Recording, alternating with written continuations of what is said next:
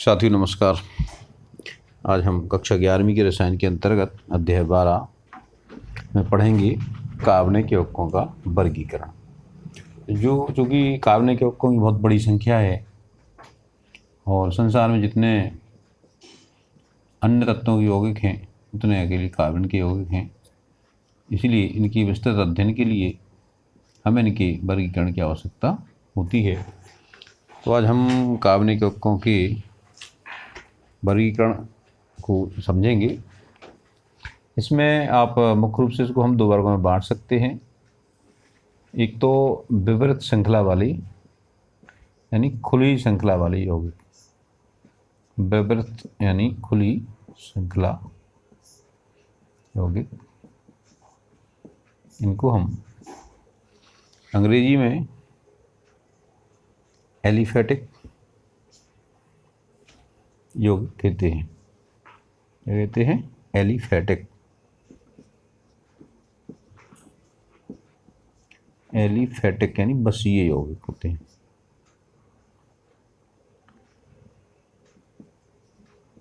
बसीय मतलब बसा से संबंधित होते हैं। ये तेलीय होते हैं, जैसे कि मोम वगैरह है या आपका तेल है, वनस्पति तेल वगैरह है। ये खुली श्रृंखला वाले यौगिक होते हैं और ये भी बहुत अधिक मात्रा में पाए जाते हैं। इनको हम अचक्रीय भी लिख सकते हैं, यानी नॉन साइक्लिक। इनमें आप जैसे कि छोटी कक्षा में पढ़ चुके हैं, हाइड्रोकार्बन्स इन्हीं में आते हैं। एल्कीन, एल्काइन, एल्केन, ये सब अचक्रीय में आते हैं। आपके जैसे मेथेन है, एथेन है, प्रोपेन, ब्यूटेन, ये सब अचक्री के अंतर्गत आते हैं। और कुछ और अन्य यौगिक भी अचक्री में आते हैं, जैसे एसिटिक अम्ल है या आपका एसिटल्डिहाइड है या अल्कोहल है। ये खुली श्रृंखला वाले यौगिकों में आते हैं और ये आप शायद सब इनको पढ़ चुके हैं। कक्षा 10वीं में आपने इनकी 3 से ज़्यादा श्रेणियाँ पढ़ी थी, एल्केन, एल्कीन और एल्काइन। अभी ये पिछले भागों में भी हम पढ़ चुके हैं। तो ये एक प्रकार हो गया खुली श्रृंखला वाले यौगिक, और दूसरा प्रकार है बंद श्रृंखला वाले यौगिक। तो जो बंद श्रृंखला यौगिक हैं यानी साइक्लिक कंपाउंड हैं, इनको हम एलिसाइक्लिक कहते हैं। अंग्रेजी में क्या बोलते हैं इनको? एलिसाइक्लिक।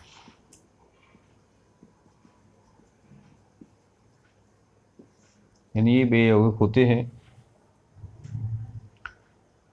जो बंद संरचना बनाते हैं, यानी हम एलिफेटिक चक्रीय यौगिक भी कहते हैं। यानी ये कौन से हो गए?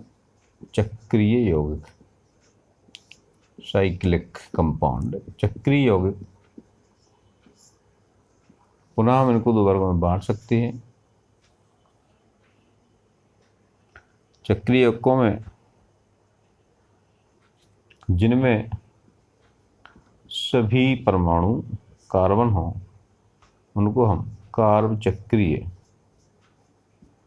या समचक्रीय यौगिक कहते हैं। कार्ब चक्रीय या समचक्रीय का मतलब जैसे हमने ले लिया साइक्लोहेक्सेन या साइक्लोपेंटेन या साइक्लोब्यूटेन या साइक्लोहेक्सीन।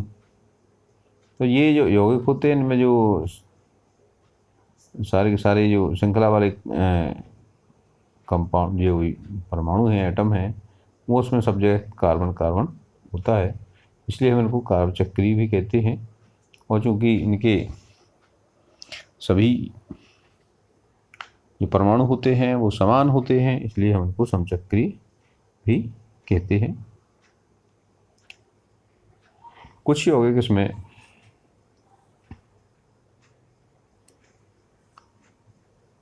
दूसरे परमाणु भी होते हैं श्रृंखला में, उनको हम विषम चक्रीय यौगिक कहते हैं। तो इस तरह दो भाग हुए इसके चक्रीय यौगिकों की, कार्ब चक्रीय या समचक्रीय, दूसरे होगा विषम चक्रीय। इनमें कार्बन के अतिरिक्त अन्य परमाणु कार्बन की श्रृंखला के बीच में होते हैं, जैसे फ्यूरेन, ऑक्सीरेन, ये जो है टेट्राहाइड्रो फ्यूरेन, टेट्राहाइड्रोफ्यूरेन।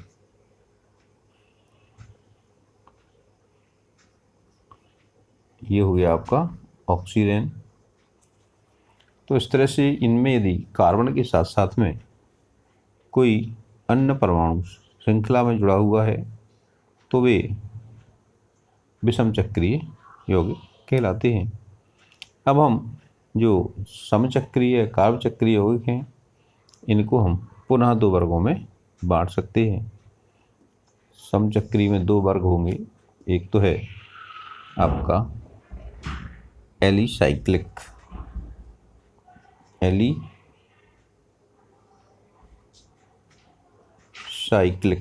यानी ये जो यौगिक होते हैं चक्रीय होते हैं। ये कैसे होते हैं? Alicyclic non aromatic. क्योंकि एलिसाइक्लिक का आपने ऊपर भी लिखा है बंध श्रृंखला के लिए। तो जो एलिसाइक्लिक के यौगिक हैं जो नॉन एरोमेटिक होते हैं और दूसरे होते हैं एरोमेटिक।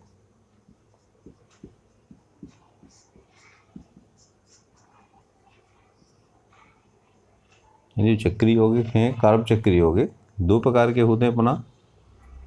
एक तो वे होते हैं जो एलिसाइक्लिक होते हैं, नहीं एरोमेटिक नहीं होते हैं, जिनमें विशेष प्रकार की खुशबू नहीं पाई जाती है जो कि बेंजीन में पाई जाती है, और वो हकल रूल का पालन नहीं करते हैं। तो ये आपके ये हो गए एलिसाइक्लिक यौगिक। दूसरे होते हैं एरोमेटिक यौगिक। एरोमेटिक यौगिक का जो शब्द बना हुआ है वो एक एरोमा शब्द से बना हुआ है। इसका मतलब होता है खुशबू यानी सुगंध। तो कुछ ऐसे यौगिक होते हैं जिनमें विशेष गंध आती है, उस विशेष गंध के द्वारा ये पहचाने जाते हैं, जैसे बेंजीन। बेंजीन एक एरोमेटिक यौगिक है। आपका नेप्थलीन ये भी एरोमेटिक यौगिक है। इसमें दो बेंजीन रिंग आपस में जुड़ी रहती हैं। ये नेप्थलीन है, ये भी इसमें एरोमेटिक के अंतर्गत आता है। अब हम एरोमेटिक को पुनः दो वर्गों में बांटा जा सकता है। इसको मिटा दें क्या? हाँ, इसको मिटा लें हम। अब हम देखें एरोमेटिक यौगिक को भी हम पुनः दो वर्गों में बांट सकते हैं। ये जो एरोमेटिक हैं, एरोमेटिक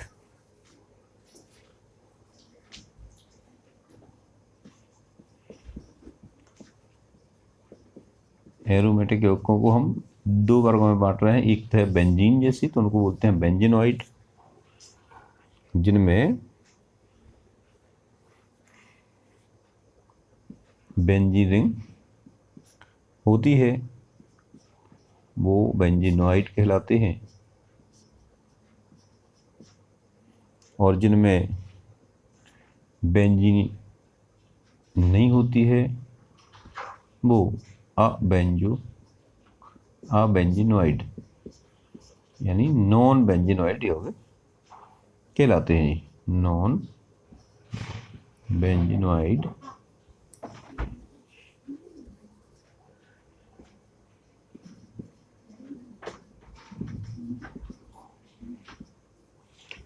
तो ये दो प्रकार के कंपाउंड हो गए, एक तो बेंजीनोइड्स और दूसरे नॉन बेंजीनोइड। जो बेंजीनोइड हैं उनमें आपकी ये बेंजीन रिंग होती है, जैसे बेंजीन है, और जैसे एनिलीन है, ये जैसे नेप्थलीन है,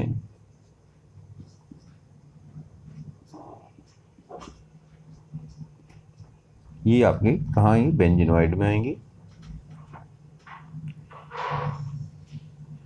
और बेंजीन के अलावा कुछ जो दूसरे यौगिक होते हैं वो एरोमेटिक गुण रखते हैं।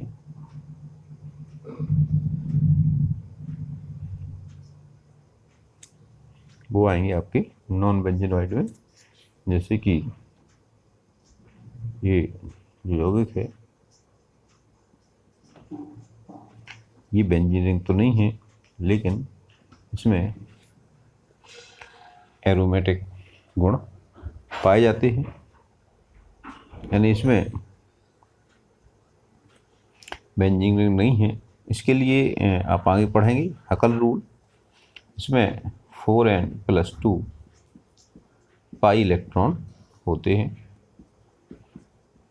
तो वो सब एरोमेटिसिटी की प्रॉपर्टी दर्शाते हैं। कितने होने चाहिए पाई इलेक्ट्रॉन, 4n+2। यहाँ पे यदि n के बराबर 0 रखा जाए तो कितने पाई इलेक्ट्रॉन होंगे, 2 पाई इलेक्ट्रॉन होना चाहिए।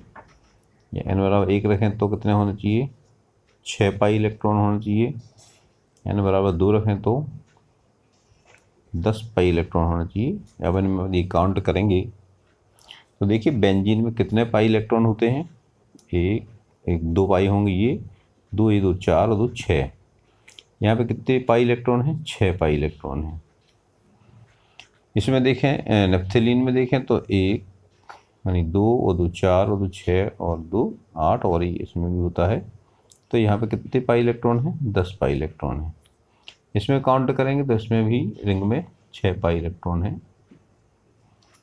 तो जो एरोमेटिसिटी के लिए हकल रूल यानी हकल ने जो नियम दिया है वो ये है कि किसी भी चक्रीय यौगिक में यदि उसकी जो बंध श्रृंखला है उसके अंतर्गत 4n+2 पाई इलेक्ट्रॉन हैं अगर, तो वो एरोमेटिक गुण दर्शाता है। यहाँ पे n बराबर 0 1 2 माने 1 2 3 4 5 रखेंगे, 0 नहीं रखेंगे। n बराबर रहेगा 1 2 3 4 5। तो n बराबर 1 रखने पे 6 पाई इलेक्ट्रॉन आएंगी, n बराबर 2 रखने पे 10 पाई इलेक्ट्रॉन आएंगी, और n बराबर 3 रखने पे जो को 12 हो तो 14 पाई इलेक्ट्रॉन आएंगी। तो इस तरह से ये आपके नॉन बेंजीनोइड हो गए। अब नॉन बेंजीनोइड्स में कुछ विषम चक्रीय यौगिक भी होते हैं। ये विषम चक्रीय एरोमेटिक यौगिक होते हैं। तो एरोमेटिक यौगिक भी आपके 2 प्रकार के हो गए, एक तो समचक्रीय हो गए और दूसरे विषम चक्रीय हो गए। तो जो विषम चक्रीय और एरोमेटिक यौगिक हैं वो हैं जैसे ये तो आपका हो गया फ्यूरेन,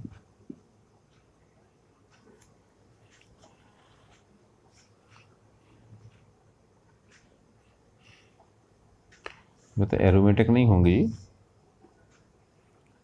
ये अपन फ्यूरेन ऑक्सीजन थायोफिन ये पढ़ चुके हैं। तो ये विषम चक्रीय हैं। अब अपन ने जो पढ़ लिया है एरोमेटिक में ये 2 प्रकार हैं, बेंजीनोइड और नॉन बेंजीनोइड। इनके एक एक 2 एग्जाम्पल आप लोग याद कर लीजिए।